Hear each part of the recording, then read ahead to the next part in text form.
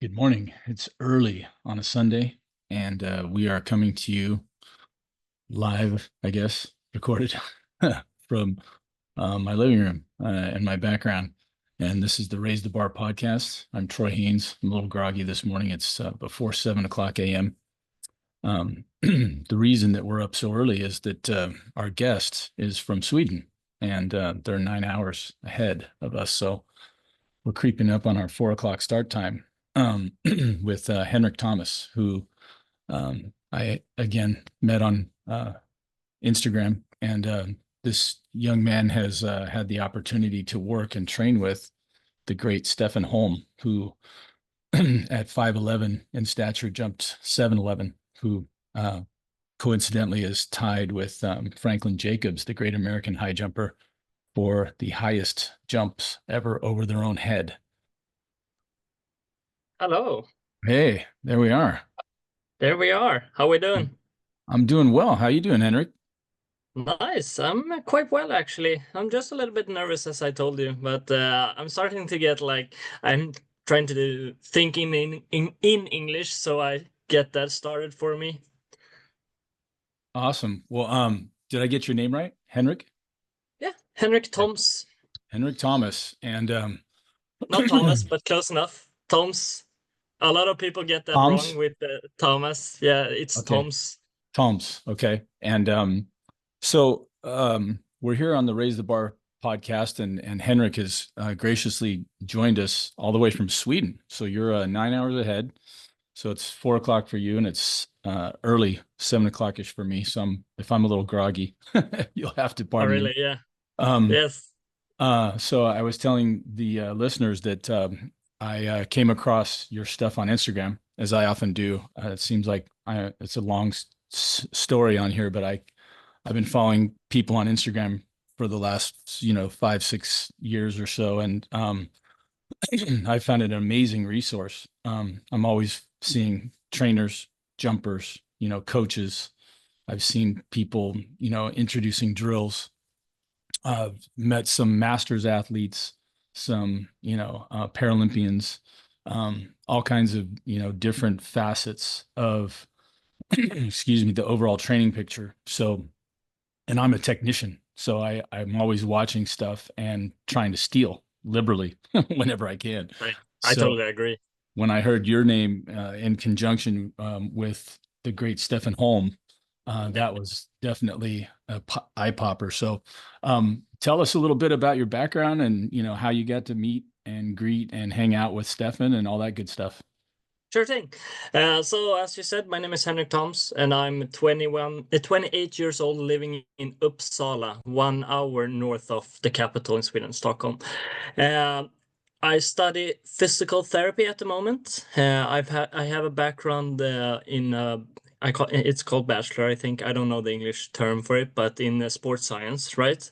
Hmm. Uh, I studied sports science in Karlstad, where I got to have the wonderful privilege of joining and training with the Olympic champion Stefan Holm, right?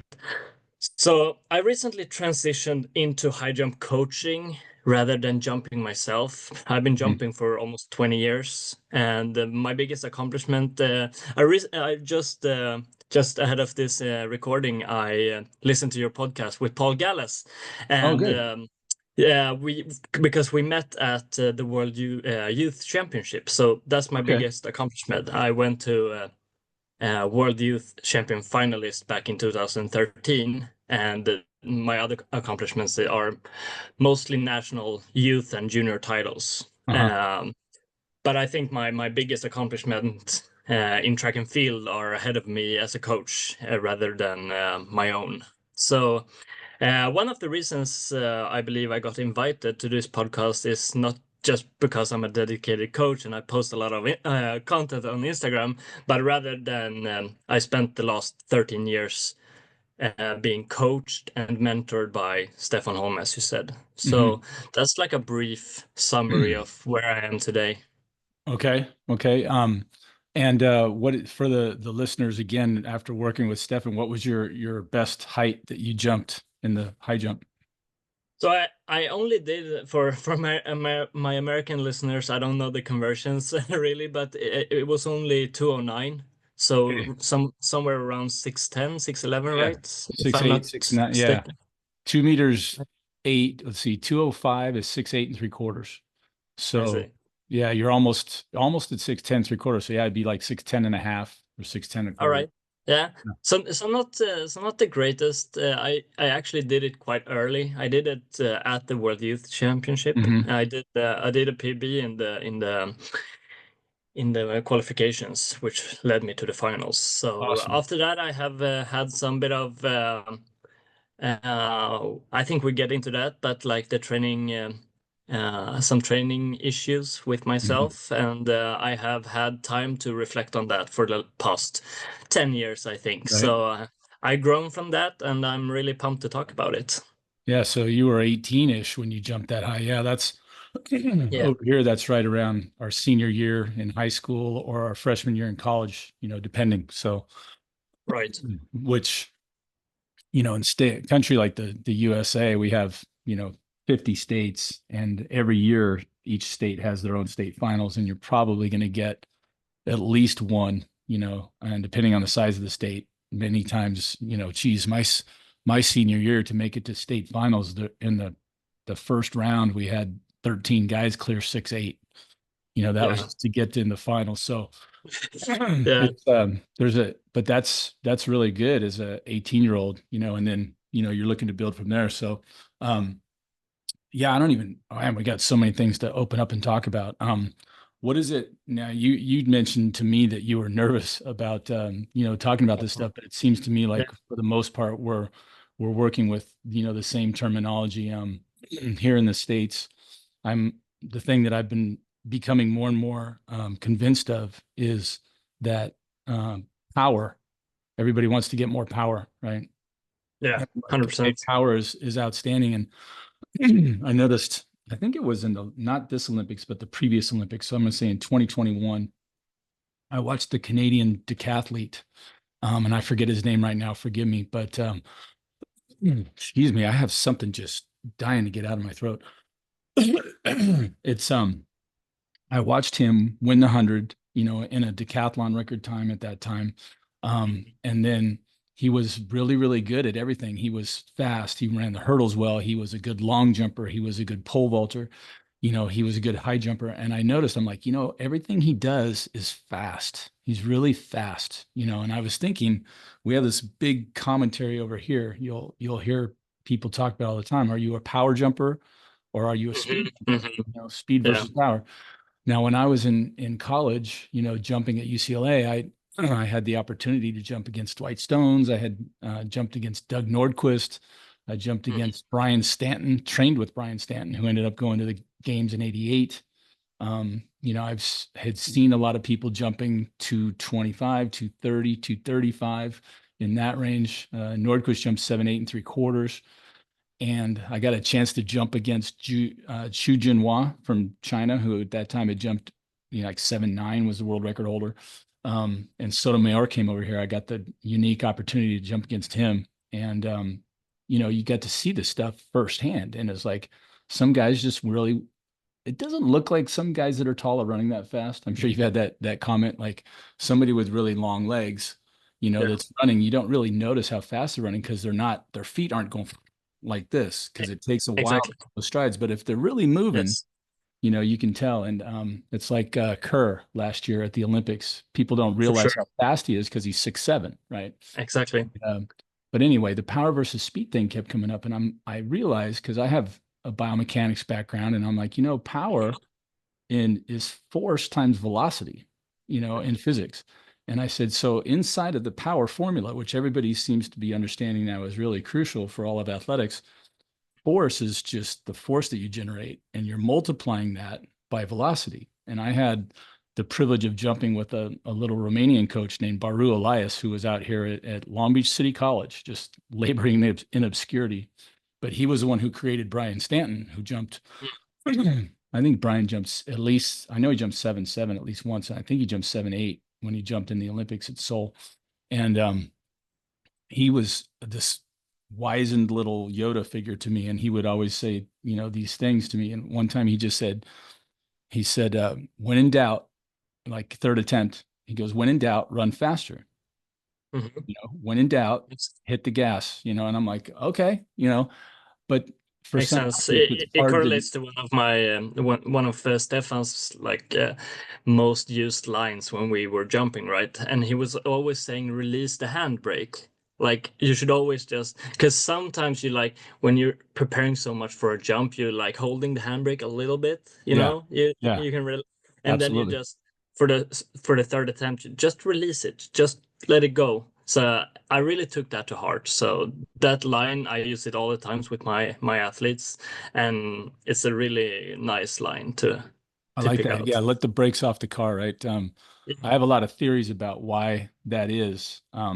Because one of my pet peeves, and I'm sure you've noticed it, I mean, training and watching, I'm sure going over Stefan's work and all that, is Mhm. that the people that are jumping really, really high, I mean, 9 times out of 10, I know there's a few exceptions, but the guys that I watch, Barshim is the piece de resistance to me, he's a mile away from the bar when he takes off. I mean, he's running Yes, super fast, but even if you're hitting perfect vertical, people don't realize hmm you're still going to drift towards the bar. Right? 100%, 100%. And the biggest problem with a lot of people is if they're too close, as you're starting to take off, you immediately are having to deal with the bar because you're too close to it. So your mechanics change. Like you can't finish a lot of times getting your arms all the way up. You can't finish your knee drive because you're just too flipping close to the bar. And I keep telling everybody, you got to get out of there. But you get jumpers that have these learned patterns. And as soon as you move them farther away, they get panicked. They like they think they got to bail to get in the pit. I'm like, look, let's measure. Here's your takeoff. Here's one when you're too close to the bar, but let's see where you land. You're 8 or 10 feet away here. So what are you worried about? Why are you not worried about going to the pit? I don't get it.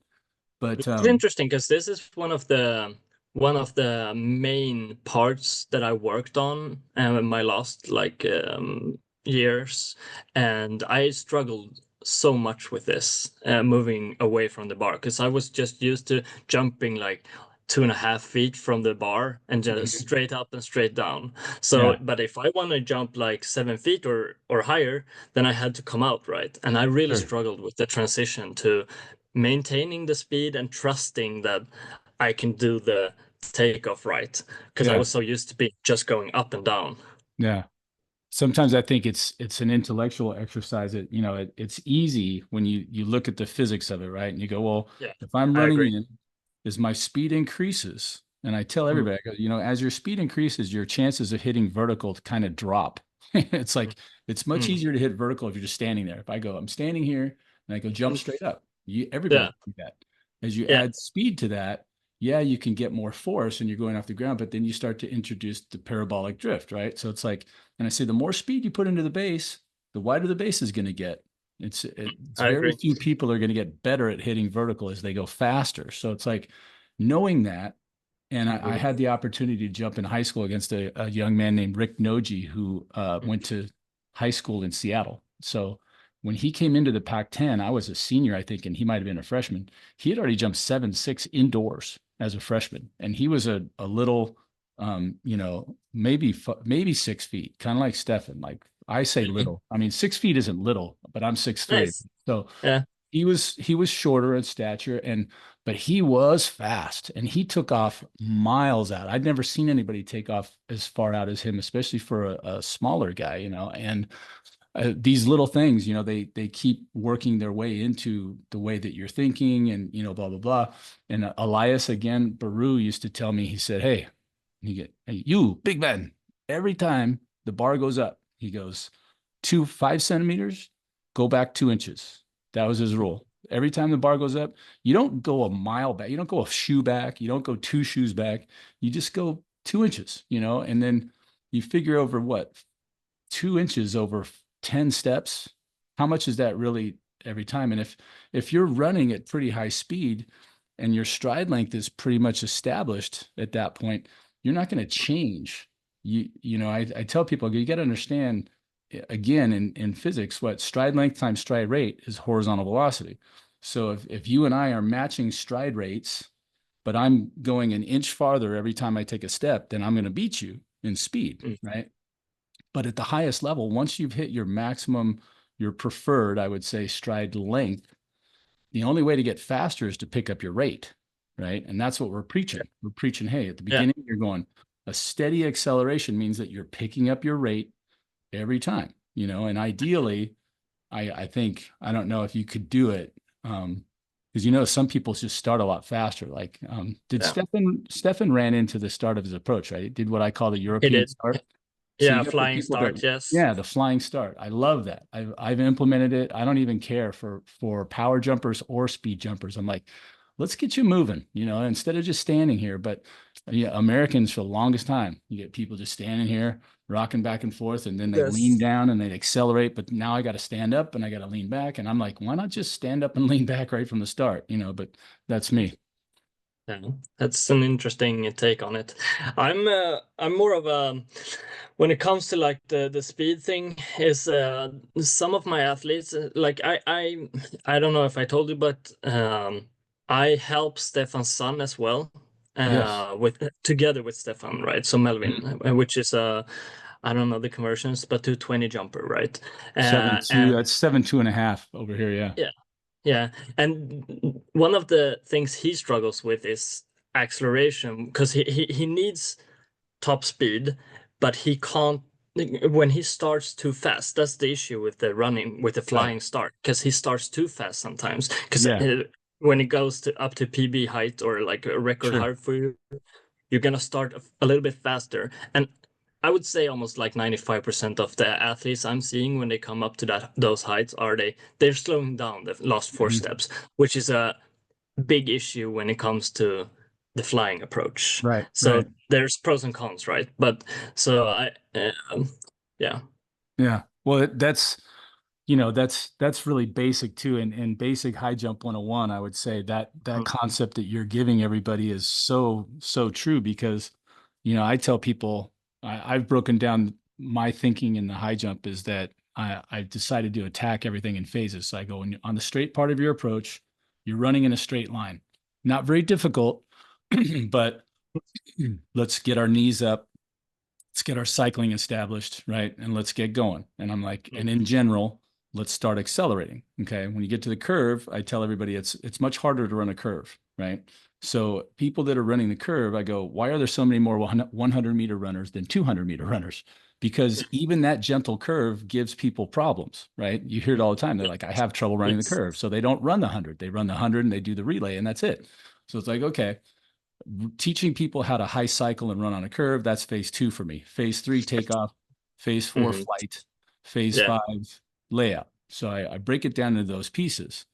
And, I go, well, really, when you're preaching the importance of high cycling and everything, I go, it doesn't really matter because Sotomayor power bounded at the start. Hmm. You know, Yeah. Derek Druin, when he destroyed Barshim and Bondarenko, the power Yeah. bounding Yeah. start, but it's fast still. So I'm Yeah. like, as long as you're moving fast, but everybody cycles on the curve, right? So we got to cycle through there. But I'm like, now getting back to the first phase, I go, the chief thing is we got to Hmm. remember to accelerate. Number one, I go, you don't usually miss any jumps at this phase, but I go, but you can because you just said it. If you're going too fast, you only have a couple options because if the general thing is you must accelerate, if I'm going really fast and I got to accelerate, what if there's no more room? What if you're already at top speed? Or, what if as you accelerate, you can't handle that? There's two things Hmm. that can happen, right? So I either slow down, bad. I uh, maintain, probably a little bit better, or I increase out of control, which is also bad. Yeah. You're running so fast you can't get set to jump. You can't concentrate on your technique because your whole CPU of your head is like engaged in speed. Which it Yeah. makes sense, right? So yeah, what you mentioned there is a tough one because rhythm and acceleration, is paramount. Hmm. What do you do to? I know the things that I think about doing that, but when you're working with, say, Stefan's son on his acceleration and everything, how do you attack that? You've been on the subject a little bit when it comes to like the step frequency. Hmm. So I'm trying just to control his. I'm just trying to calm him because he knows how to run slower, and control the approach, and then have space for acceleration. But for him, it's more of a mental thing because he's just so pumped and so hyped to jump his PB that Right. he starts too fast. So for him, it's more of a mental thing because he knows how to do it, but he just does it like 1 out of 10 jumps, Right. especially when the bar is low, and you need to control how you do it when the bar is high as well. Right. And so for him, it's just a mental thing where I try to. So we had a session just 2 days ago where I just talked to him and be like, take it easier in the start than you feel like. And Right. then when he did that, the first jump he was way off, right? He's usually a jumper who takes off like probably 1.2 meters away from the bar. So quite a long. Yeah. Yeah. But he was so far out. He couldn't. Right. His height was like probably 2 or 3 feet before the bar. Too And slow at then the when he start. Yeah. 100%. And then he puzzled it a little bit, and then he found the mixture. So for him, I just try to talk to him and calm his mental, so he doesn't get Hmm. too hyped. So Yeah. that's. But for my other athletes, I try to like. Uh, I don't. It's a hard topic actually, depending on the individual. But for me, it's mostly mental, and a lot of athletes think that they should start really fast. For Hmm. me, this is an American way of jumping. If I'm like stereotypical, because whenever me and Stefan are talking about American jumpers, we just see them having like a 10 or 12 step Yeah. approach, and they're just pushing as hard as they can the five first, and then they just roll out, right? Yeah. So that's the American way for me, and we try to do like the reverse. So I need to find a way to just control their tempo in the beginning, but most of them, they only know the extremes, right? So they Right. either know the really slow one or the really fast one, but they Right. can't control the middle ground, which is the main issue I have with the approaches. Yeah, yeah. Well, one of my favorites to watch, attack speed wise, is Brandon Stark from Australia, because Love. he's so fun to watch. But I've stolen so many things from him because he had a great feed before he got married. Now, no offense to the great Brandon Stark. Once he got married, he's showing pictures of his life and his kid, and I'm like, come on, man, let's get back to We don't training. want to see that. We want to see high Yeah, jump. I want to see high jump training. He used to, post a lot more liberally on that, but he still is, but he's been to 3 Olympics in a row. So, but anyway, his long approach used to be 16 steps.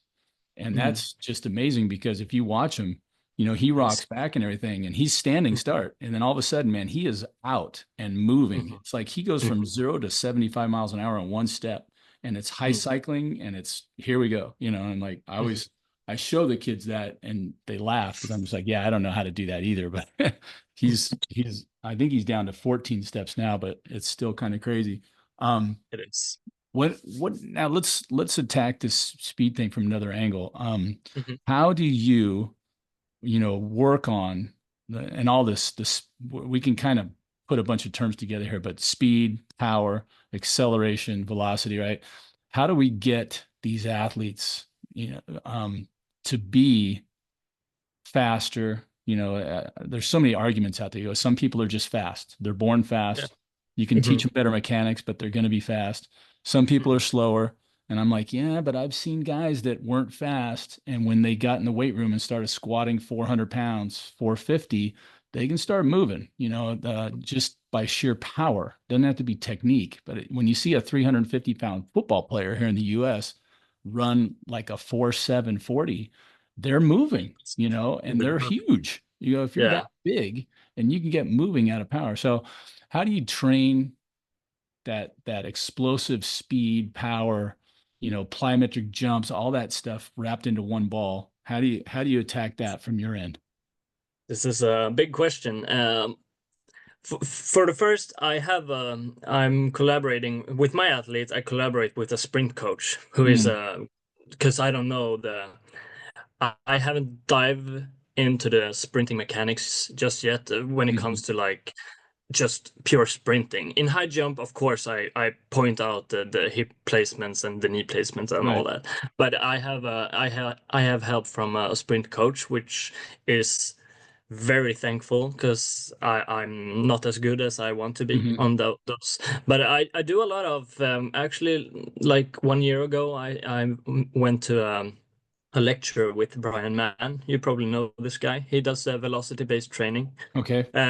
which I've been implementing pretty much, I would say, instead of just doing like percentage. I mean, like just as heavy as you can. I'm focusing more on the speed of the exercise.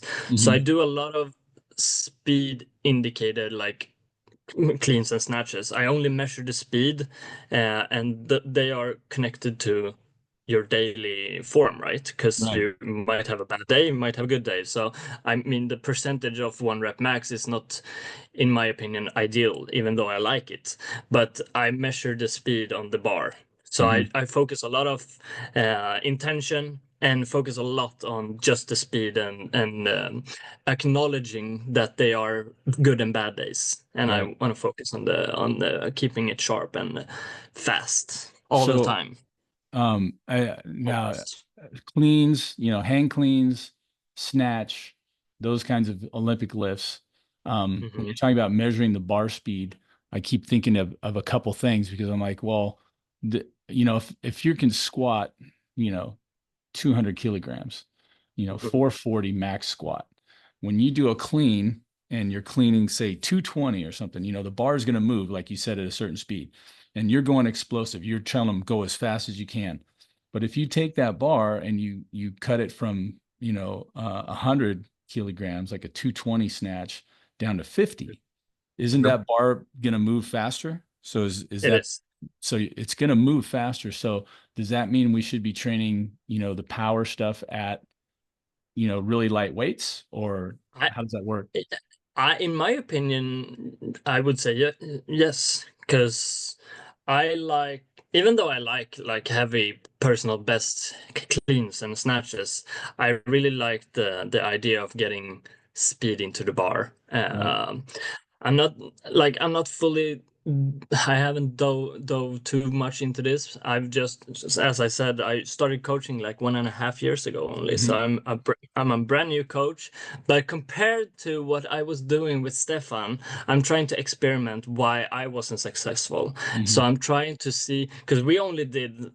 So I can come back to that, but we only did like as heavy as possible every day. We didn't focus on like the let's do just 20% here or 60% there. We only did as heavy as we could every day. And in my opinion, that wasn't great for me developing power, Hmm. of course. Yeah. But in my opinion, I really like staying between 60 and 80% of one rep max, but I'm measuring the speed of the Right. bar. So what was your opinion on that? Are you like you're not Yeah, sold on the idea? this is really tough because here we're blending personal experience and then, like you Yeah. said, being a coach and looking for what's better, what's more effective. But I know personally, like when I was in high school, same age as you, I jumped 210 my senior year. Then I came to UCLA. I was about what is the metrics? 183 is about 6 feet. So I think whatever 6'3" is in height, I was 6'3" and I weighed about 180 pounds. Well, that was my senior year in high school. And my mother was always worried because I played football and she was like, "You're gonna die, you're too thin. Somebody's gonna break you in half." I was like, "Yeah, yeah." And Yeah. then, well, my freshman year, I kind of grew into the man body thing. I went from 6'3", 180 to 6'3", 195. I shot up in weight, and I never thought of myself as a big person, and I still didn't picture myself as big because everybody would say, "Oh, you're thin or you're skinny," and skinny in my mind was always weak. I thought skinny meant weak, and I had the two great jumpers at UCLA, Dell Davis, who had jumped, 7'7" in college, and Lee Balkin, another guy who jumped 7'3" in high school and ended up jumping up close to 7'7". They're number one and two on the all-time list, and they were there when I first got there. And they were essentially my coaches for the first couple of years because we didn't really have one. And they were always telling me, they go, "Dude, you are too heavy. you're too heavy, you know. And I was like, what do you mean I'm too heavy? My picture of myself when I looked in the mirror was skinny and weak, right? So I got in the weight room and I started well, I didn't get in the weight room that first year. So anyway, I put on 15 pounds and I jumped like crap. My freshman year, I think I jumped 205 once and had a terrible year. I mean, I'm usually You couldn't six, convert somewhere in there. the weights. Yeah, it was too, I did not, the reason that I put on the weight wasn't even the weight training. I mean, we worked out pretty hard, but I really wasn't getting after the weights. And again, we didn't have someone saying, this is how much you should lift. These are your sets and reps. It was just like, you just went into this weight room, which was a great weight Yeah. room compared to what I had in high school, but there was no guru telling me what to do. Nobody Mm. setting out a periodized program, you know, nothing No, like that. no. So I just kind of languished in the weight room and I was eating dorm food and I put on 15 pounds and I couldn't get off the ground. So the next summer, I got my full squats, and I think I squatted max 220 pounds maybe in high school. I benched more Is than that I 100 squatted. kilos? Yeah, about 100 kilos. I benched Hmm. more than I squatted, you know, because that was the football player. You know, you wanted to be big upper Yeah. body. So, and that wasn't even that great. I mean, you're talking about maybe 1 point, you know, 125% of your body weight.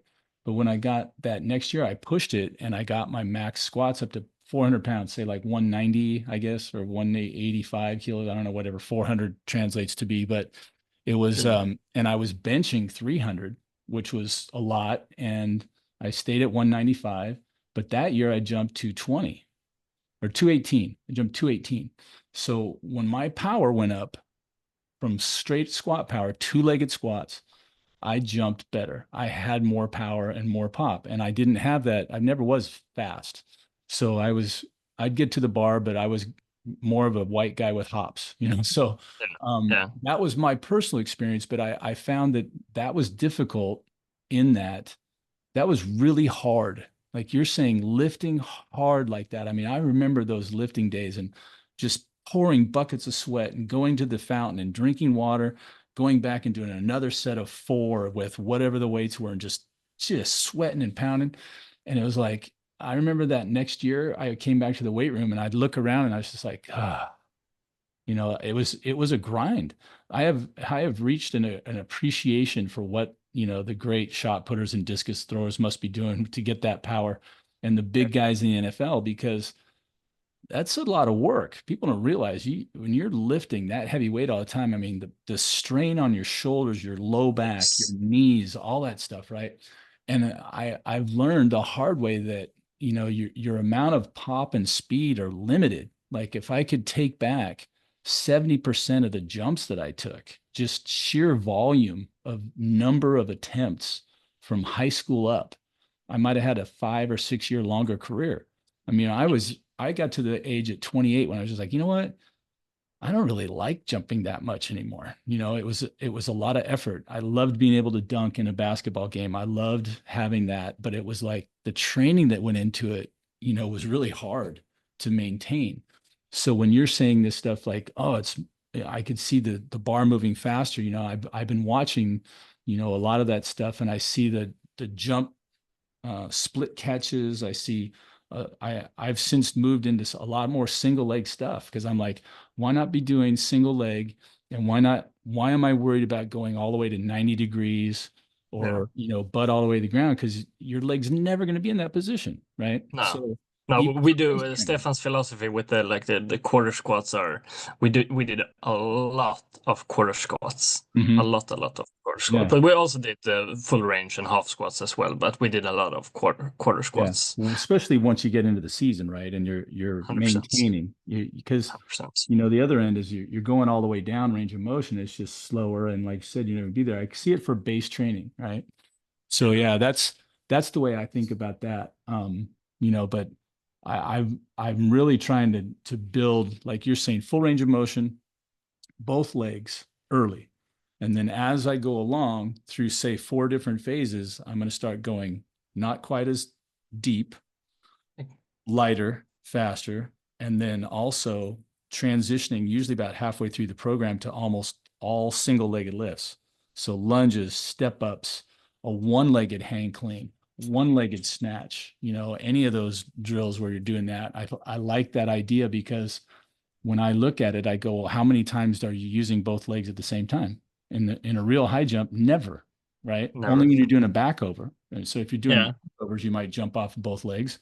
And then a lot of times I don't even do that anymore. I'll show them back overs with two, but I've started having them do back overs with one leg. And I've never Yeah, seen I've seen anybody that on do that. Instagram. I've seen. I like that drill because it's imitative of both arms up, get the knee drive up. Or if they're a single armor, I try to teach them how to do it with a single. I'm like, let's train as close to the way that you actually jump as we can. You know what I mean? Yeah, And I agree so, with that. yeah. And I've tried that exercise that you like, the single-legged back over. It's Mhm. super hard. It's super hard, but Yeah, you're not gonna be able to jump as high no, because you're but going off one leg it's with a no good speed. exercise when once you get used to like the sheer power from your single leg. Yeah, It's hard exercise. I tried yeah, it. I tried it last week for the first time, I think, or 2 weeks yeah. ago, because I saw it on your Instagram, and it was surprisingly hard. Yeah, it's hard. And the other one that's like that is the zero step, I call it, because if you've seen me put them with their takeoff leg on the ground, and I Yeah. get them to lean back. So I go, first part of it that's important to me is to show them this is the angle. I want you with that league leg wig out in front. So you're going to take as long and as fast a step as you can, right? And then put that other foot behind you, right behind you, because that's your penultimate. It's short. And now just take off. Zero speed back here. And what do they tend Yeah. to do? They tend to lean forward onto their Yeah. lead leg and they try to push off the left. For me, I'm a left footer. So I would be Oh, like, I go, no. I tell you, I keep telling you guys over and over and over, your most important leg, your most important limb of the four is not your takeoff leg. It's that drive knee coming through. I go, that one's got to be the fastest one. So I go, if you say you have a 10-step approach, you go 1, 2, 3, 4, 5, 6, 7, 8, 9, 10. Your 10 is your left foot hitting the ground. I go, mhm. 11 is your takeoff. I go, your 10th step hitting the ground is important, but 11 is that swing leg coming up through, right? At high speed. I love that. So yeah, I keep teaching them, I like, we need to accelerate all the way through that. But when I show them the angle, I'm like, if you're not leaning back, you can't push off that, for me, my right leg into my drive knee. If I'm leaning forward onto this leg, then all of a sudden I've unloaded my drive knee. It's not going to be as good, pushing up and in. So those two single leg drills are by far the most difficult. And that's why, if we do back overs, I saw one guy on Instagram, some tall guy, I think he's from Greece, did like 2 meters on a back over. I was like, I'm like, first of all, he's really tall. Secondly, I'm Yeah. like, seriously? I just watched this guy back over 6'6". That's crazy. But it's like, two-legged power. I get it. When you go to Yeah. that one leg, like you said, man, I'm like, I immediately just drop the bar down and just say, hey, but what's the key? Get your knee up higher than the bar before you start doing your layout. Because a lot of people just go, like you're saying, it's so difficult. They're thinking, oh, this must be a layout drill. I'm going to Yeah. arch my way over this thing. And I'm Yeah. like, not really, not really. Um, so let's talk a little bit. I'm interested in this one topic because it's the what I call the cornerstone of all the great jumpers. Because I've looked for the universals, right? When you're looking at all the great jumpers, and you go, well, hey, some guys are single armors, some guys are double armors. There's a new Mm. rash. I don't know if you've seen it over there. I'm sure you probably have of people that have both arms up as their foot hits the ground. There was an American heptathlete who jumped 188, I think. And as her So foot is in the hitting the takeoff, they ground, have both arms up. both arms are I haven't already seen up. that. Yeah, it's What? amazing. If you get a chance, if there's any way you can find it. I had Peacock last summer and I had the Mhm. streaming and I had everything saved on the Olympics. And then it just shut down just recently. They finally dumped it off their whatever was carrying. So I lost some things that I thought I was going to be able to keep. But I had the heptathlon high jump in there. And yeah, when her foot hits the ground, both arms are already, elbows higher than the shoulders. And so Hmm. she's getting almost nothing out of her arms. But No. she was like, she's tall. She's a tall gal, like 6 feet, 6'1" maybe. And so I go, well, her center of mass has got to be higher, right? As she hits the ground. But anyway, looking through, knowing the difference between a single armor, a double armor. Some guys I would call one and a half, right? They Yeah. don't really have their hands behind them. So they're not Hmm. using double arm lift, but one arm's kind of back and one arm's kind of up. So all the different gradations of arm styles and speed and angles of approach. And, are you pointing your takeoff foot at the back left corner or the back left corner? Are you parallel? All those things together, the thing that I've noticed without a doubt is going to show excellent high jumping is that knee drive coming up and away from the bar, right? And the great jumpers, I've seen that classic video of Stefan's where you have that the Japanese guy that was throwing the stick at the ground, Yeah. and they show Yes. Stefan coming in at like 240. They show on the Yeah. pier, and his body lean angles here. And as you're That's watching, just the stick. yeah, Yeah. he's cycling amazingly fast. Because what I show the kids, I go, watch.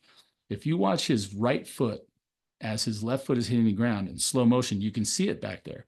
And as he takes his step, his right foot disappears. You can't see it. And I tell him, I go, that's because that foot is coming up towards his glutes so fast that it goes away from you. You look at him, you think he's only got one leg if you're in slow motion when you stop it right there. And I go, watch this. And I'll hit the ticker just one more frame. And all of a sudden his knee goes up Yeah. and across, like Yeah. up and all the way across. It doesn't just kind of cross. It's like his whole hip. It's like the Yeah. right hip Fully. goes across to the left. And I'm Yeah. like, why is that so important? And I tell him, I go, we're always battling the amount of speed that you are approaching the bar with, because I go, in some ways, running at the high jump bar is the worst thing you can do because you're creating momentum and force that is going the wrong direction. It's going horizontally into the pit. You have to reroute the train. I tell him, you got to lean back. And what's going to get you to stop going in is anything going the other direction completely. I mean, the Yes. more the better, right? Like, so I'm just wondering, because I preach cycling because that's what Elias taught me. He was an outstanding coach in all three jumps, and cycling is preeminent for triple jumpers, I believe, and long jumpers that cycle off the ground, and then you just keep hitching, and it's like cycle, cycle, cycle all the way through. And Yeah. I've seen almost to a man the single armors. Were you single or double armor, Henrik? You went with Double. two. Yeah.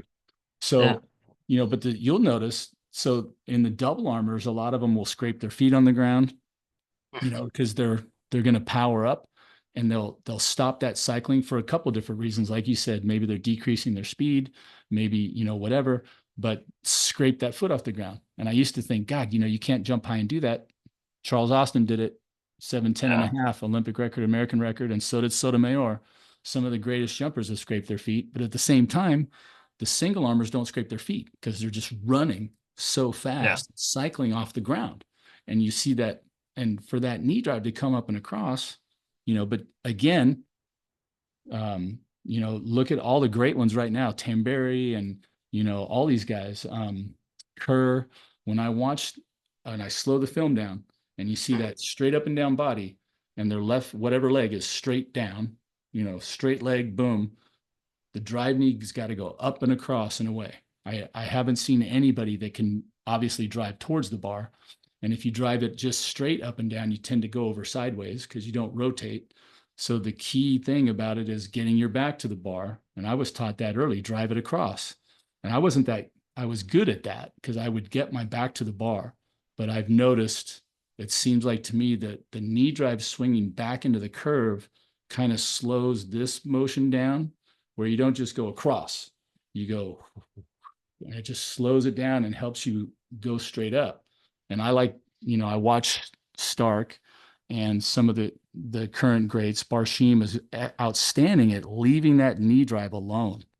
Like driving, if you watch the Stefan Holm, the 711, Hmm. when that knee comes across, that's it. He just leaves it up and rides it all the way up to the floor of the bar. I call it like the elevator button. I go, your knee drive's Yeah. your elevator button. Ride that All sucker right. all the way up to where the bar is, and then Then. you perform your layout. Interesting. Interesting.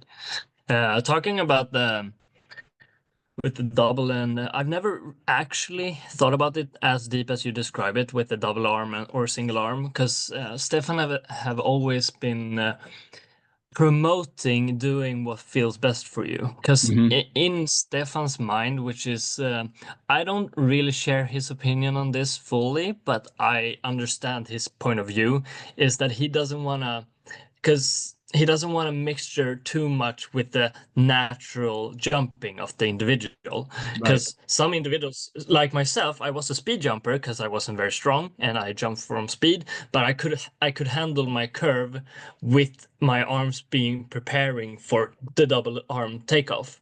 Right. uh, and Melvin has struggles a little bit. Melvin has a single arm, and a really great knee drive, with as you were saying. Uh, but Melvin, I think he tried for like a season or something to try to do the double arm, and it Mhm. just went Yeah. really bad. And Yeah. Stefan's mentality when it comes to approaching technique is that he doesn't want to mixture too much with it, which I'm not a huge fan of that approach, because I think a balance is a good way to have Right. handle it. Because over the 12 years I trained with Stefan, I didn't get too much. I had a good technique. I had a fairly decent technique, and he didn't point out too much of the technical aspects. We just Mhm. worked on the approach and the periodization, so we can peak at Right. the correct time. So the thing you're talking about, I'm not. I haven't made my mind clear about these things because I Right. haven't thought about them as deep as you. But it's super interesting to hear your thoughts of it. So, if I'm interpreting you correctly, you think there's a correlation between the single arm and double arm takeoff with the knee drive, and that goes away from the bar, or Uh, am I yeah, yeah. It doesn't matter what arm style. I think the biggest right? universal that I found is that the knee drive has to be there. Now, I have Oh, seen I totally agree. few jumpers that can jump high without it. Ivanyk from the Soviet Union is a great example because he comes around the corner and I mean, the lean back and all that stuff is classic. And he's a smaller frame. He's like, I think he's right around 5'11" or 6 feet. So again, he's not super short, but he's not as tall as some of these guys. And his speed is awesome. Mm, And you see the knee drive angle. I call it the angle is one thing, but it doesn't usually come up on all the way across, and he'll ditch it almost immediately. Like he gets that knee up and goes into layout when I'm saying during the takeoff, which I'm not crazy about. But I think the people that get away with it, I think, tend to be really fast. Like uh, Elena Kulichenko. I just did a podcast yeah. with her, by the way. If you get a chance to listen to it, it's fun. Yes. She's Russian by birth, and then she competed for Cyprus because a lot of the Russian athletes weren't allowed to compete in this last Olympics, right? Because of all the doping issues. And so when you watch her, she came over here, competed at the University of Georgia. She jumped, 190, 195. She was NC2A champ. She was only a sophomore last year. I think this is her junior year, or she might be a senior this year. I can't remember, but she has got a beautiful long stride. She's fast, and she comes through, and the knee drive angle is good. It goes right where I'm saying it should, but then she drops immediately into a real beautiful layout. But I keep looking at her and I go, I'm I gotta see the knee drive live longer. But for Mhm. me, like if I taught someone to do that, maybe it messes her up. Maybe that's just the way she does it at her speed and all that. Now I think you should milk that knee drive a lot longer and then have your layout be later, because what I keep teaching my kids is I see a real rash of this. I call this the C position, right? So Yeah. when they're in their arch, they're doing it almost before they're done leaving the ground, because that's all they see on videos, right? They see people throwing their Yeah. heads back and they go, "Oh, I need to throw my head back." I'm like, "No, no, no." I go, "If you throw your head back too early, you're going to be in this position and you're going to slowly get around to where your head and your feet are on the same level." And I go, "When your head and your feet Yeah. are on the same level, it'd be nice if you were still in that position. But most of you guys, since you start here, by the time your head and your feet are on the same level, you're sitting in the chair. You're already, you've come out of that position because it's really hard to hold that position for long." So I go, It's- in my estimation, I want to get them to, I keep telling them, I go, "Look, the way you're going to jump higher is to increase your flight." I go, "You need to get a higher and higher flight." How do we get a higher and higher flight? I get you faster. I move you farther away from the bar so you can finish your mechanics, and then leave that knee drive alone and let it do its work. And once you get to the right spot, like if you watch Barshim from as far out as he is, he can't throw his head back before he leaves the ground. He's got to wait. no. He goes up and you see him climbing. Some of those great jumps he took at 240 243, 245. You see him just waiting, waiting, waiting. And I think he's a visual cue artist. I do not believe that can be internal timing. I think he's looking straight down the bar because he knows as soon as his head has gone past the plane of the bar, now it's time. And by the time he's done that, he's getting pretty close to horizontal. You're not doing it when you're vertical. You want to start that layout.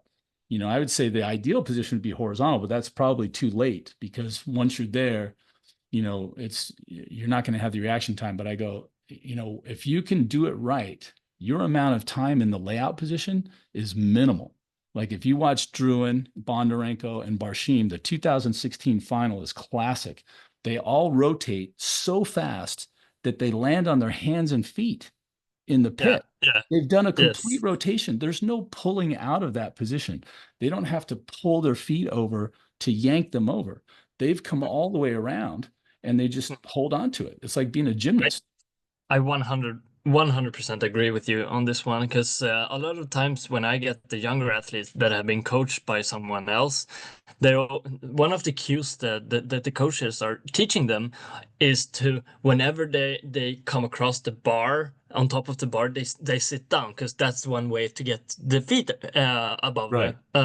with you. But that stops the rotation, right? Yes. So I'm so with my younger athletes that are like 13, 14 years old, I'm really just trying to implement like don't stop rotating, don't sit Yes. down, don't just continue with the back flip if you need to, Yeah. just continue. But it's so imprinted with some coaches that you need to sit down in order to get your feet Right. up. Right. So Yeah. it's super frustrating. It's one of the most frustrating things Right.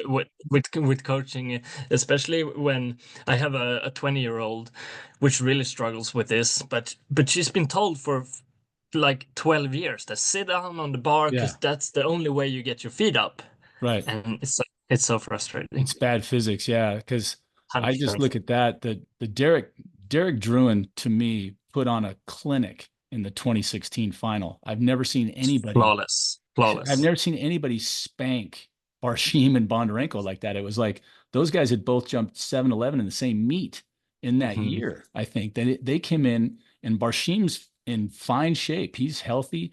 Bondarenko wasn't as sharp, but it was like, dude, Druin did not miss until it was over. I mean, It and was I saw flawless. Barshim panic for the first time ever when they got to like 234 or 230, whatever it was. And Druin again leading off. Just flies He was in the over. leadoff position. He Yeah, just sails over, no problem, high rotation, landing on his hands and feet like a cat, gets up. And I remember seeing Barshim and you see him on the next jump. I've never seen it. He ran up, took off, and he threw his head back so early. It was one of the worst jumps so I've ever seen him stressed. take. And I'm like, man, he is just battling right now because he knows there was no gonna win on misses thing. He had to stay on first misses. As soon as he was behind, it was over. And then Bondarenko, never caught up. He kept passing and trying to get the one big jump, and it was like, nah, it's not going to work now. But because he opened higher than they did too. He came in at like 225, I think, and they had both taken a couple of earlier jumps. He came in at 225, and then he passed. It was crazy. But that rotation, I keep thinking, and I saw a video one time. If I can dig it out, I'll send it to you. There was a guy that was spotting an athlete. It looked like gymnastics training. So the guy was standing there and he kind of jumped back straight up into this coach and he put his hands on his low back and just kind of rode him up a little bit. So the first one was just jump back and I'll rotate you up a little bit, but he stayed kind of vertical, maybe a little bit back as he did it. And then he just kept spotting him and moving him a little bit farther. And then finally just spun him over and flipped him all the way around. And it was like, I don't know if it was just, I think the point of the exercise was how could you just do a standing backflip, right? You watch a cheerleader at a UCLA football game, they can stand there and just do a backflip because they're gymnasts, right? They just jump up and flip. You see divers do it, you see gymnasts do it. So this was kind of like how to do that. And I'm watching that going, I need to learn how to do this because I want to get them to jump up and get into the And layout stay. and then flip them around so they land on their stomach, because like you're saying, I don't think you ever need to pull out of that position. I think as soon as your head gets lower than your feet, when you're in that Mm, position, yeah, you're done. You're going to you're continue. set. Yeah. there's I no want point of, it's so interesting to hear someone else talk about this because whenever I brainstorm with the Swedish coaches, which are not the greatest for the record, but whenever I talk with the Swedish coaches about this, it feels like it's news to them, which Mhm. is interesting because I can't be the only Swede that thinks about this because it's it makes sense. It's just common sense that if you just don't stop rotating, you're gonna clear it with your Yeah, feet instead of like sitting down. right. So it's such a confirmation and a relief to hear you talk about it because it's one of my like cornerstones, as you were saying. Yeah, To like my motto is don't stop rotating. Like right. I love it. Don't yeah, stop believing by Journey and don't stop rotating. This is a point of interest. I need to do this because I see the same things over and over and over when I analyze anybody's video. Like I said, my universals are pretty set, and this is not empirically science based. It's observationally based. But once you've seen enough jumpers do the same things, like I see the same mistakes, and then I see the same things that are good. The mistakes, throwing the head back early, whatever plant angle, knee drive, whatever it is.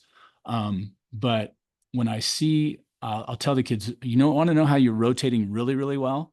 And I'm sure Elias taught me this, or somebody else, again, maybe just observational. When you see someone go up, even if they have great flexibility and they throw their head back, they're in a fantastic position. I'll tell them, I go, you know what? You guys come to me and you go, I need to work on my form. My form sucks. When you hear a kid say that over here, they're thinking that this position is bad. And I go, they're thinking they're not in that position. And I go, no, no, no, you're mistaken. You are in that position. I said, you're in that position too early, but you can get into that position because they'll do that thing where they push up from the ground. And I was not a terribly flexible person. I will just be the first one to say. And Elias was always working with me on that. But it was like, I could do those and I compress my low back. I remember I used to get spasms every once in a while. You overtrain your stomach or your back.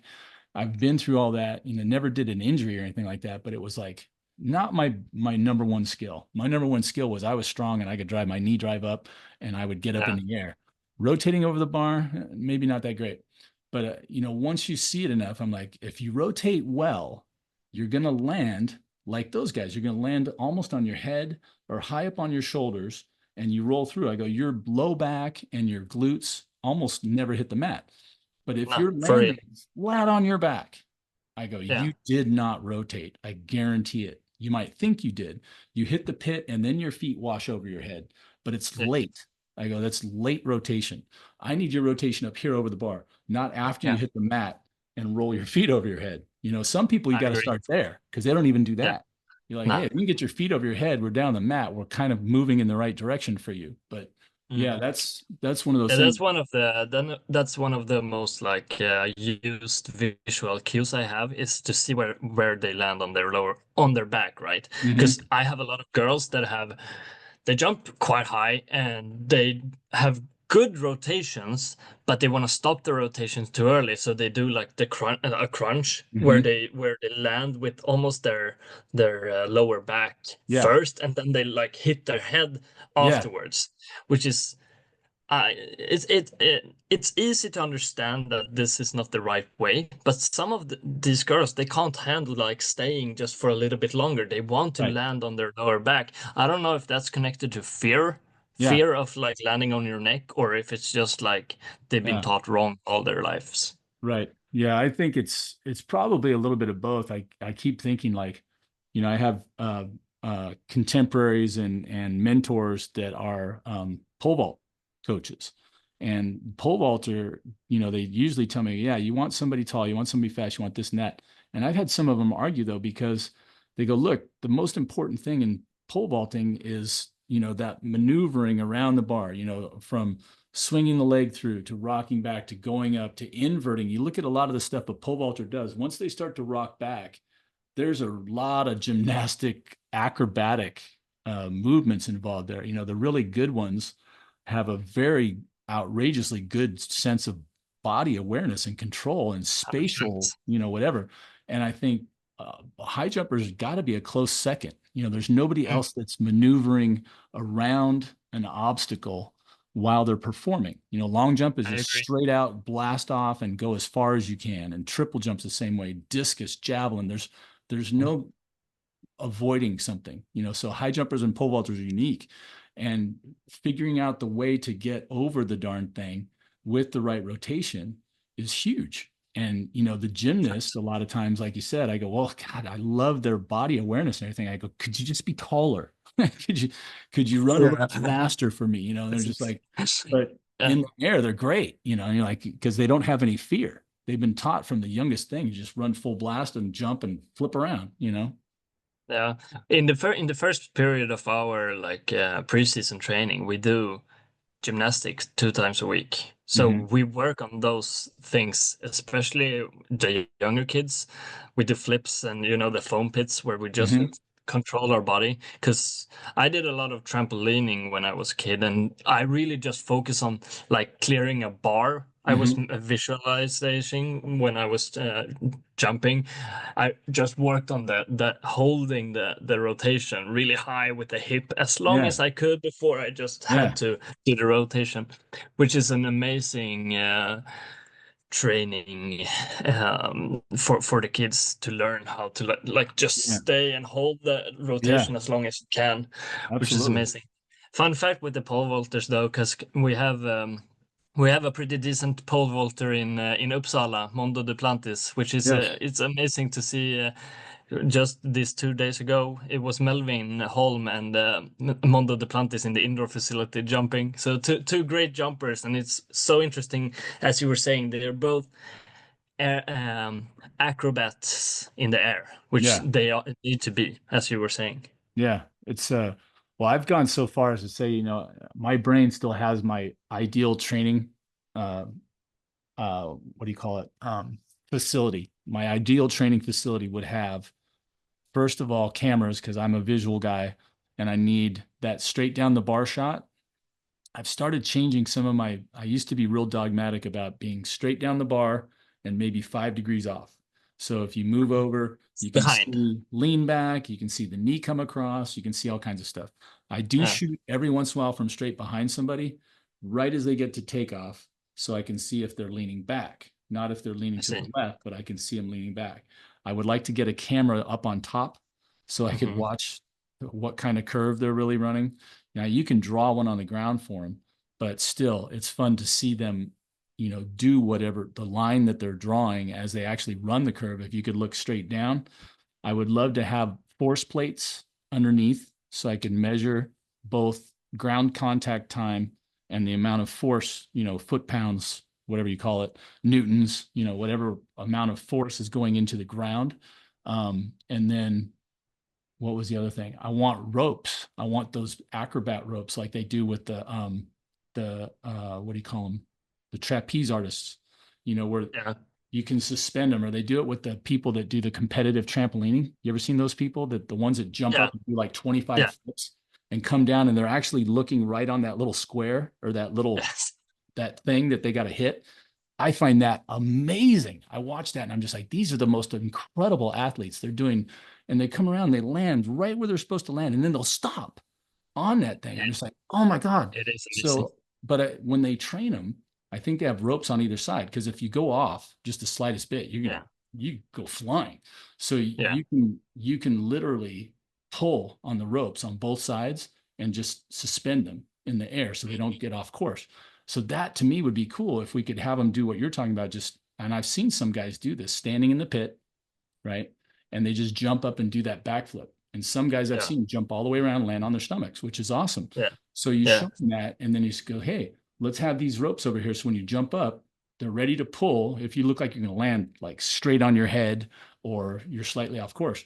So let's just suspend you, or just jump up and do that position and then suspend them and then come up and do that little, like just give them that little push Yeah, and yeah, spin them around.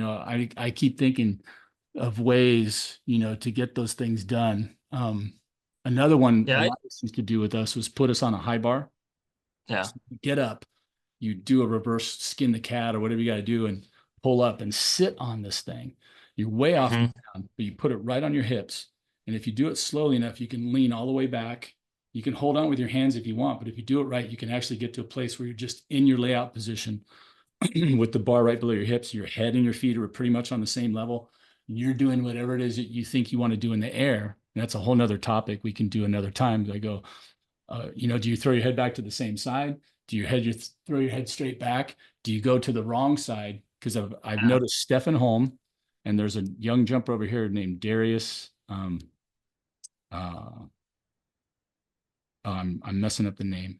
Dontavius Hill. Not Hill. As they go Yeah. up, he turns his head the back way. So they kind of do a backward side flip as they go over.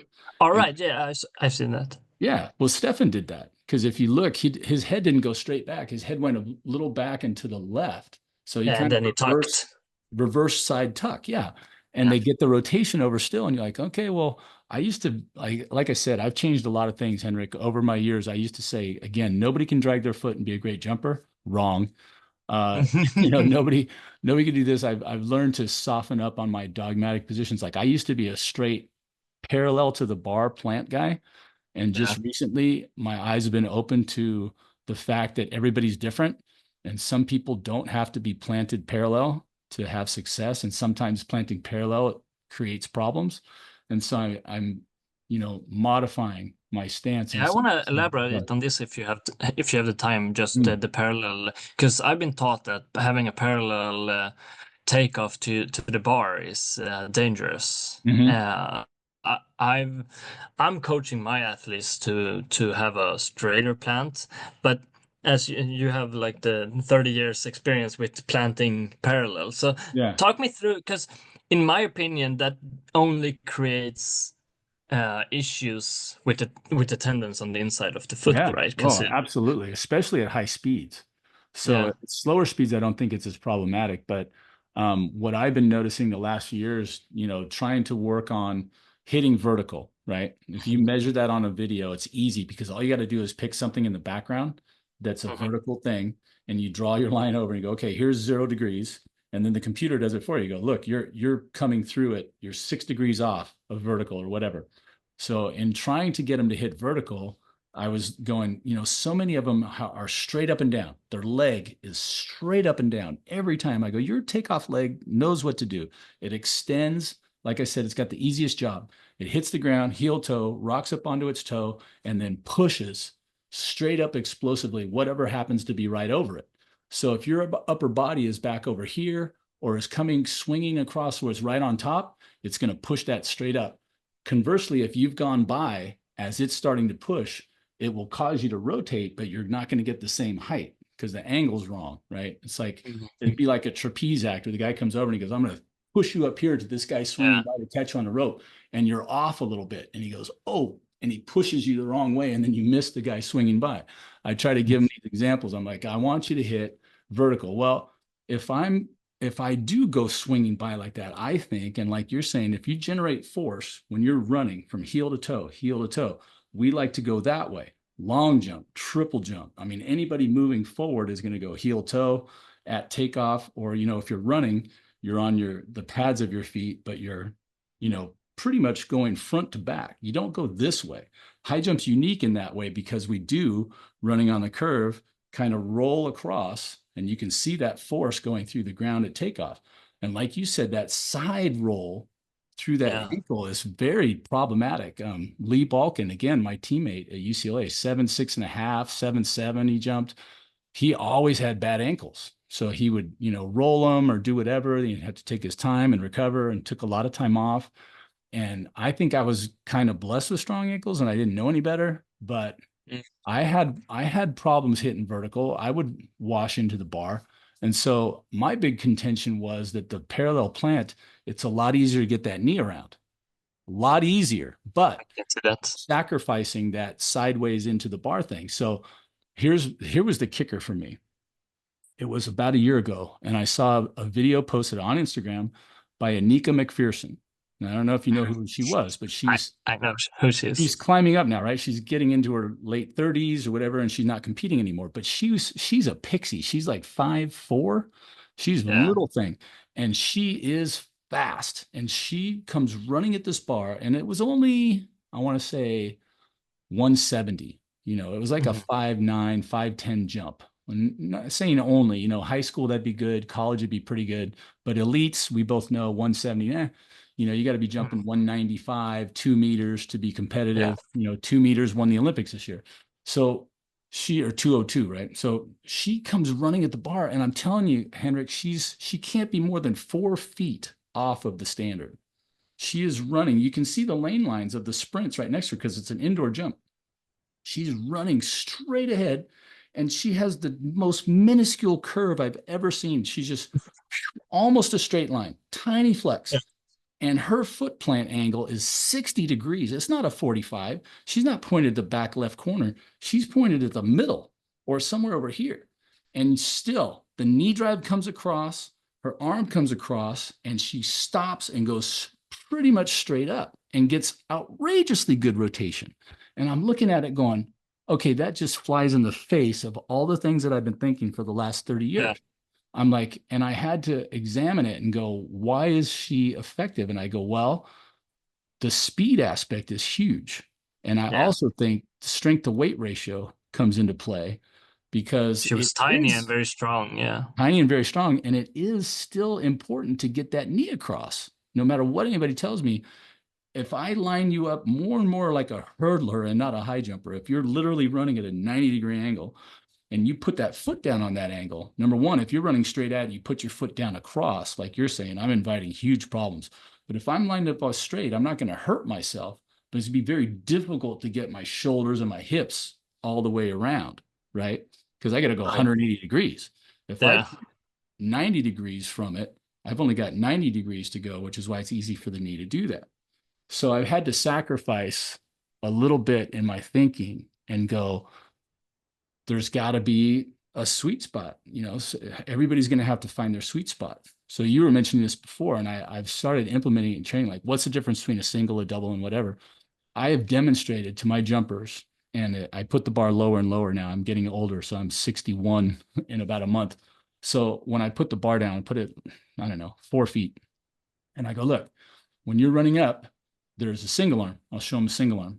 I can single arm over 4 feet. And when I compete next month at the indoor championships in Florida, I'm going to actually be a single armor for the first time because I haven't Right. trained double. I purposely went out of my box and started training the single, especially with some of the gals. But I've only had a couple guys that I've been able to convert to single armors.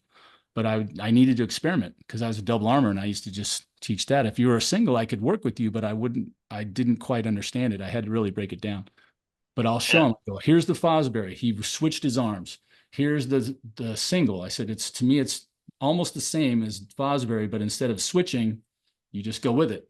And then I go, here's a double arm. And then I've even demonstrated now 1.5 and the double arm straight up. And I said, now here's the deal. And this is the way I just thought of it as we were talking about it. I said, how do you find out what they're good at? I said, like you said, Yeah. okay, what do you do? They run up and they go. Now, some of them, if you watch 5 jumps, you'll see 5 different ones because they're True. beginners and they haven't figured out their spatial awareness is any good. They don't have any consistency. So one time the arms are up, one time they're back, one time they gathered here, one time they didn't gather at all.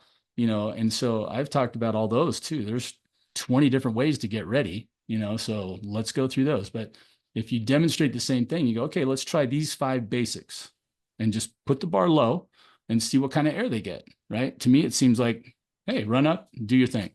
Okay, that's a double arm. Okay, can you do this? Show it to them, give them a try. And some of them they're not going to get it. And you just go, okay, single's not for you. Let's try this.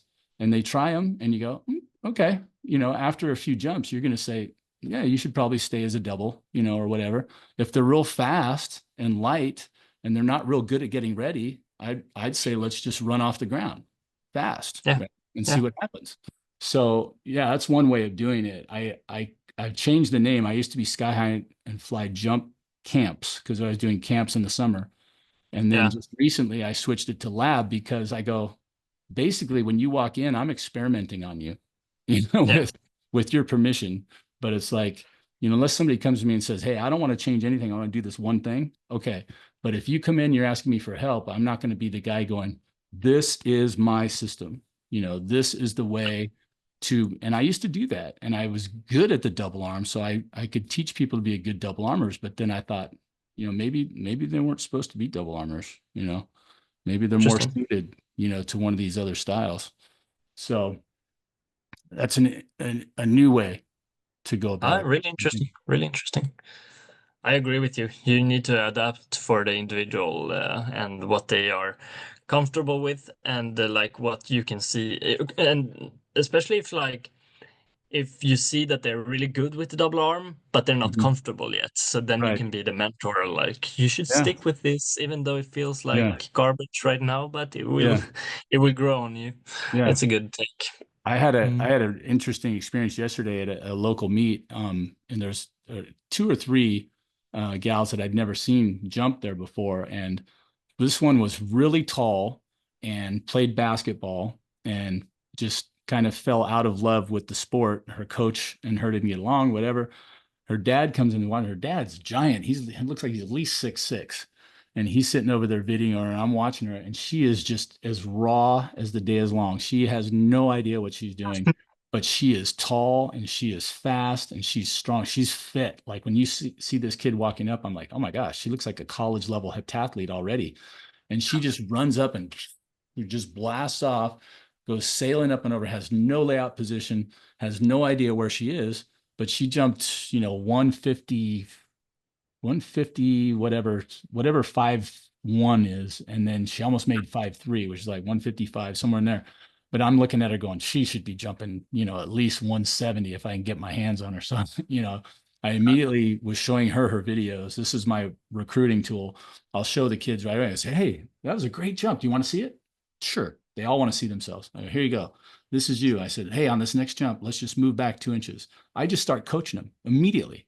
I'm just that kind of guy. I'm like, I'm just going to show you what you're doing because I know there's nobody over here that's telling them that, because high jump coaches are rare. So I'm like, most of these kids, I go, who's working with you? You go, nobody. We don't have a high jump coach. I'm like, I know. So I show them a couple of things, and mostly it was the simple rule. I said, hey, as the spar keeps going up, just make sure you move back a little, because I know there's 4,000 things I could try to teach her, but I'm like, let's just make it simple. And anyway, she ends up jumping 5'1" and qualifies for this meet we're all going to next week. And I went right over to the dad after. I goes, Ava, your daughter? Yeah. Oh, yeah. Just start schmoozing, and said, where do you guys go to school? Miracosta, right down the street from this other school I work at. I said, you should have your daughter come over. Let's work together. I said, I've had kids jump high. We're going to do this. And oh my gosh, the latent skills you can see, right? But she's just elbows and knees Interesting. and everything's flying all over the place, but it's like, oh my gosh. But that's the So so exciting so part. so, so whenever you do this, because I have one topic that I really want to like just briefly touch on, Let's go. but it's about the Swedish model with track and field coaching. But I want to hear your thoughts about it first. So whenever you approach this father and daughter, are they paying you afterwards? Like, because here in Sweden, I'm gonna put it out before we. In Sweden, it's only voluntary work if you're a track coach. So I Hmm. get zero paid, right? So Hmm. $0 per hour. Right. So it's just passion, right? Um, how does it work with you when you get these? Are you getting paid, or is this a topic you want to talk about? Otherwise, No, you can this just cut is a it out. great topic. One of the things, going to give a little background into how this all happened, when I was jumping in college, I had dreams. My dreams were basically I wanted to go to a good college, so I went to UCLA. And it turned out that it wasn't a coaching mecca as much as it was a training mecca and a place to meet other athletes for the first couple of years that I was there. And then it started shifting, to better and better coaching, and a national championship right after I left. They won a couple in a row, had great sprinters, and it was solid. But for high jumpers, the first 2 years we didn't even have a coach, like I said, and I was getting helped by the other two jumpers to the best of their abilities, but they weren't coaches; they were just jumpers. Now, one of them, Right. Lee Balkin, has gone on to coach now for 30 years, and he's really good. And he was a great high school and college jumper. So he had unique angles of being both really good and coaching people to success. So, but I was thinking the whole time when I was there, once I got to jump 7.2, my sophomore year, I jumped 7.2, which was 218. And the Olympic qualifying height for the trials was 224, I think. So I was like 6 centimeters off. Now, at the beginning of that year, I had never come close. I had jumped 6'10" in high school, so it wasn't on my radar, you know. And then all of a sudden, when I jumped 7'2", a couple of people said, you know, the Olympic trial height is only this. And I was like, oh, I'm knocking on the door, right? And then I'm starting to have these Olympic dreams. I'm going to go and win a gold medal. I'm going to, you know, make money. And it's like, I'm here to tell you, if you want to make money in track and field, you're in the wrong sport.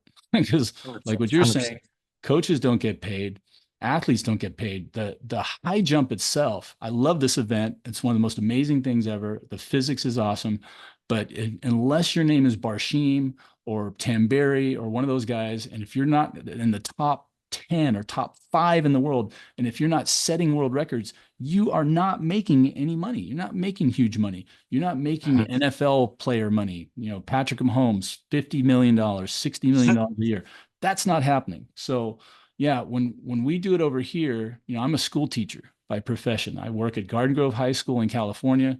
This is my 29th year of teaching. You know, that's a good living. It's not decadent. You know, I don't travel all over the world. It's just a nice living. And then coaching, like you said, for the most part was small change. We did get paid, but not a lot. You know, $5,000 for a season for a Mhm. stipend at the high school level over here. When you break it down for 8 months, you know, $5,000 is $600 a month, and you put in 100 hours. You start breaking it down. It's like it's peanuts, you know, Yeah. on the hour. So that wasn't going to change. If you wanted to do it, you would do it. And I was working with a guy. This guy brings his son to me. He says, "Hey, can you work with my kid? I noticed you're working with these guys and you're pretty good." I said, "Well, thanks." Said, "Yeah, bring him on by our workout." So I worked with this kid for like 2 hours. It had a little bit of talent, and you know was making a few mistakes. Started cleaning those up. And his dad comes up and shakes my hand after, and he hands me $80. He says, "Hey, really want to thank you for your time." And I'm like, "Oh, you don't have to pay me, you know, same thing you would have said." And Yeah. he's like, "No, no, I really value your time." And I was like, "Hey, this is like a profit deal," you know. So I was like, Yeah. the little bells go off, and I'm like, you know, I should be doing this training not just for the high school that hired me, but you know I'm at a higher level. I can get people to jump higher, and it's kind of continued to roll out from there. So I started thinking, well, maybe I can get back to the college level. I actually started coaching at the JC level, junior college over here, right after I left UCLA. I had a state champ my first year. You know, this is easy, you know. Turns Yeah. out it's not. It was just the perfect situation, and it all Yeah. worked out. What I knew then as a coach and what I know now are different things. But you know, I was in there for a while. You know, I made $2,500 for the season. We started in January. We were done in May. It was fun, but it wasn't going to keep the lights on. You know, it wasn't going to be a living. It was just something extra to do that made money. So, and that hasn't changed. I went and interviewed for a job at Cal State Long Beach 3 years ago Mm. now. And they go, "Yeah, we need a jumps coach. We need a guy to do all the jumps, work with the heptathletes and the multis, high, long, triple, pole vault." I'm like, "Yep, I can do all those things." Okay, sign me up. I get through to the last step of the interview process, and they're like, "How much is it going to pay?" $23,000 for 8 months. And I'm like going, I make almost 8 times that much money teaching. Like, why would I do that? It's going to take me over 45 hours a week. You know, I got to travel to these meets and everything. I mean, maybe if you work in the Big Ten over here or the SEC, one of the power schools, you know, Big Ten, like the Big Arkansas, Ten. LSU, the Big Ten Conference, Yeah. Michigan, Ohio State. You know, if you've got a football school, especially that's get a lot of money that they can spread out to the other programs, then maybe they're paying their assistants in six figures, but I don't think so. I don't think you're going to make $100,000 coaching unless you're very good private and you can get people to really high levels and they make money and you make money as a result. It's difficult. You know, it's super difficult. So I'm not sure which way it is. Sometimes I do feel a little bit like a mercenary in that, Yeah. you know, hey, yeah, you I, hire me on, I'm good at my job. I'm going to help you achieve, you know, this end. And if these kids are thinking, I'd like to get a scholarship, then I can definitely help them with that. And does it make them money in the long run? Sure. You know, you get a scholarship, it saves you money. You don't have to pay for college. Um, and I've gone the private route and I've had a couple of higher profile clients, but you know, there's just not that much money in track and field. And you know, who everybody's getting paid right now are usually sprinters and distance runners. And Yeah, if you're at the peak of your profession, like a Duplantis or someone yeah, else, yeah, you're of breaking course. world records every once in a while, and they give you huge bonuses. And but let's be honest, those are rare. There's a lot more 100%. laboring in obscurity. Yeah, the reason why I brought it up was because because I really want to coach for like my goal with my life now is to become a great coach. That's my only goal that I have, and I try to mix that with physical therapy so I can work with sports medicine, right? Hmm. Just so I can stay in the field, but. I had a small plan of moving to the States actually to coach because in my mind that's one of the countries where you can get paid by Right. coaching. Yeah. That's why I wanted to hear your opinion on this. And it's interesting. I'm thankful for the the um, the perspective. Well, I tell you too, don't ask for me just because I'm on the wrong end of it. Like I said, I've tried to make forays into the business now. I didn't realize at the time that it would become a passion. When I first started coaching, I hadn't even ended my career. So I was just out of UCLA. I had just jumped 2 meters 22, and I had taken a year off, and then I trained for the trials in '88 with Elias. Had a good year, but not a great year. And then I started coaching right after that because I graduated from UCLA. I took a year out of school even to train. So I finally got my degree. And you're 23 or 24 years old, you're trying to figure out what you want to do. So I'm still Yeah, competing. I don't know anything different. I start coaching not because I wanted to coach, but it was like at least it was something that I knew something about. And then yeah, as I was going along, I was getting better at that, but I was still wanting to compete. I kept at it until I was 28. And when I got to be 28 and I hadn't gotten any better since that year in '86 when I was 22, I'm like, okay, I've mm, been working 6 more years and I haven't PR'd. And, just kind of going along. And it was like, okay, well, I can do this. But I never really thought of it as a profession because what I knew of it from the JC level was $2,500 stipend, $2,500 for the whole season. Whether or not they made more in college than that, I'm sure it wasn't going to be that much more.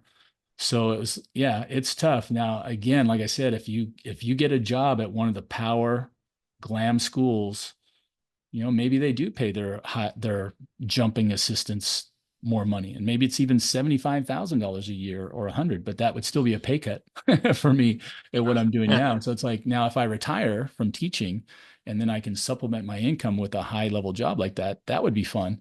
I don't know much about the way it works to become, say, one of the U.S. coaches when they go to the Olympic Training Center or something like that. But I'm sure there's a lot of politics and a lot of other stuff involved there. And how you go up that ladder. I don't know about that stuff, but I know that I'm terribly underprepared for the the whole thing from the politics on up. From the practical points. I keep wondering, should I keep adding letters to my name? The whole, I've got a master's degree, yeah, but do I want to have a PhD? Do I want to have these certifications, blah, blah, blah? And for the most part, I'm like, you know what? I don't think those are that important. I don't need to become an American strength coach, blah, blah, blah. I know enough about that. I've done it at a high level. And, I don't want to go and spend more time and money getting that just so I can do what I'm already doing. yeah, If that would assure me of getting some higher level paying job, okay, but I can't see that that would assure me of anything. just more letters, after your name. So, well, hey, Henrik, we got to do this again. First of all, 100%, whether without the time 100%. difference, you and I are talking the same language. Whether you thought you're going to do good at it or not, you're obviously your technical knowledge and your terminology is fine. I'm telling you that here, it comes through fine. Let's do that. But I've got to run because I've got a session at 9 o'clock. So which I For got to sure. get to. And I appreciate so much your time, ladies and gentlemen, listening to us on the Raise the Bar podcast. My guest was Henrik Thoms from Sweden, from Uppsala. He is a young man who is passionate about his craft, and he had the chance to work with the great Stefan Holm. I'm sure you still rub elbows with him from time to time. And I do. you're My training relationship his, with you're, Stefan is yeah, and you're training his son at this point still, or uh, with Stefan is yeah, important. Of that's course, Stefan sure. has the main, and I help him with technical. Yeah, well, I would love to be a fly on the wall, obviously, when you guys are getting down to brass tacks. So we'll have to figure out a way to get some cameras over there and see what's going on. I'm that guy that wants to peek behind the curtain, see what the other great camps are doing. So I really appreciate your time, Henrik, and your Thank you. openness and honesty. And let's do it again. Be a friend of the podcast. 100%. 100%. All right, sir. You have yourself a great rest of your evening, and we will talk soon. I'll debrief later when I get a minute. Thank you. Thanks for the opportunity as well. All right. Thank you, Henrik. And that wrapped it up for us that previous Sunday, as I was talking with Henrik Thoms. He is a young man who is working with the great Stefan Holm, the Swedish high jumper who jumped 7'11" and a half from 5'11" and a half, 2 feet over his own head, who is currently coaching his son to good heights. And Henrik is helping him, and he trained under Stefan and is now working with him and has lots of insights into that world. So we're really happy to sit down and talk with him. As I've shared many times, I really want to know, what other people do. I only have a chance a lot of times to watch myself train, and I've been to a few clinics here and there, and whenever I can, I listen and watch, other coaches work with their athletes to see, what it is that they're doing and to see if there's anything that I can, take away from that. So, always fun to hear someone of like mind and share training ideas and stuff like that. So, again, here on the podcast, we're looking to always talk about, whatever it is that can help us to raise the bar professionally and also, jumpers, coaches, trainers. I like to listen to, anybody who I feel has a good idea or a part of the puzzle. There's everybody's kind of working on their own piece. It's hard to master every aspect, but there's so many things that go into athletics and training and all that. But it's anyway, that's the long and the short of that. I am currently getting ready for the winter championships here in California, in Southern California.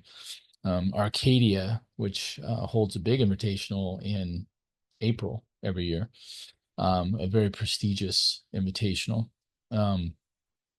Is having a winter championships, which is kind of a kickoff to the season. Really, it's a season opener. It's this weekend, and there were a series of qualifying events. The qualifying height was not terribly high; it was only 5'10". For the invitational, I believe there's an open level if you jump 6'2" or 3. I think it's been the last couple of years. If you jump higher than that, then there's the invite later on in the day. So 2 different categories, happens at lots of meets. And at that one, many times at Arcadia, they will try to get some jumpers from other states, some of the tops, Texas or, I would have liked to try to get Jordan Randall out here from Illinois. They're busy with their schedule. They got lots of stuff going on there. But it's a pretty high level meet.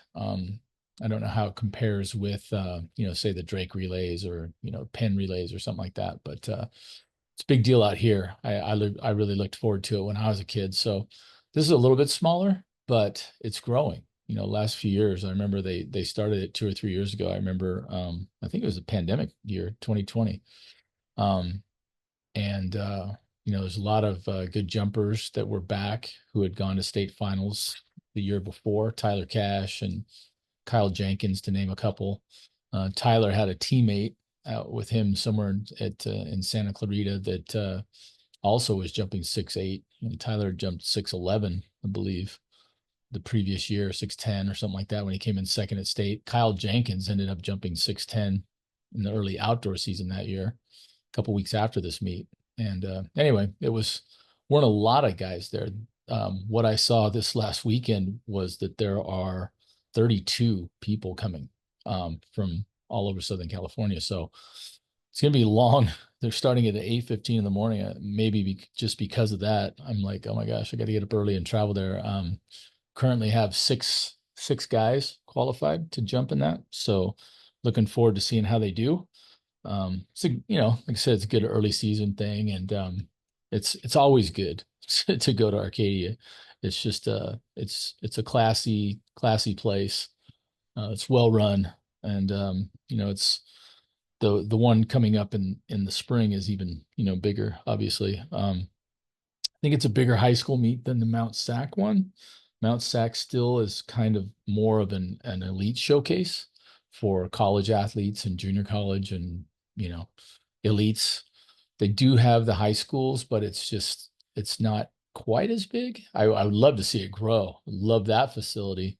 The late Ron Kamaka coached at Mount Sac, and I got to compete against Ron in college.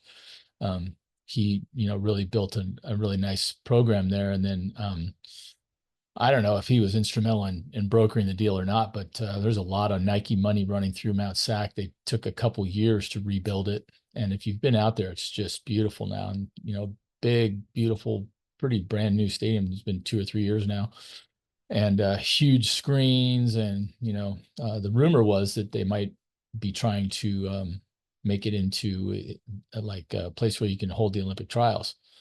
Of course, Eugene, Oregon has a lot to say about that, but that's also another Nike place. So who knows? It'd be closer down here, obviously, at Mount Sac. I don't know if the stadium's big enough to hold enough people. Might be the only reason why it might not come down here. I don't know how many it can hold, but it's a junior college, football stadium also. And I don't know that having been there, I don't know how many people it could hold. And I don't know how many it can hold up at Eugene. Now, the last time the Olympics were here in the U.S. Sorry, not in the U.S., but in Los Angeles, because we had Atlanta in the meanwhile, right? At the U.S. And in Los Angeles, I believe the trials were at the Coliseum, as well as the games themselves, the track events anyway. And but that was 44 years ago by the time the Olympics rolls around here again in 2028. So, and but the Coliseum holds like 100,000 people. It used to. They may have, reseated it or whatever, but it still holds a lot. It's kind of like the Rose Bowl, huge, huge venue.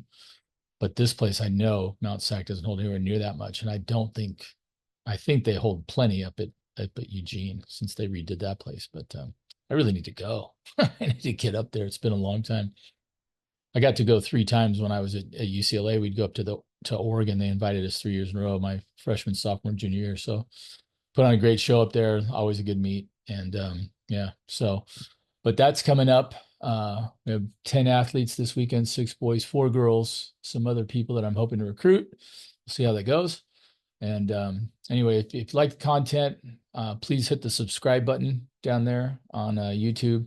We're also available on Apple Podcasts, Spotify, some others. And, like I said, we don't have the bells and whistles yet of the, like a Colin Cowherd and, these guys that have a whole studio and a sports show and graphics and visuals. So, so far we're breaking down a few jumps here and there and doing fun things like that. But really, we don't have the same horsepower behind us yet. But that's what we're aspiring to. So please hit the subscribe and keep following along for high jump content.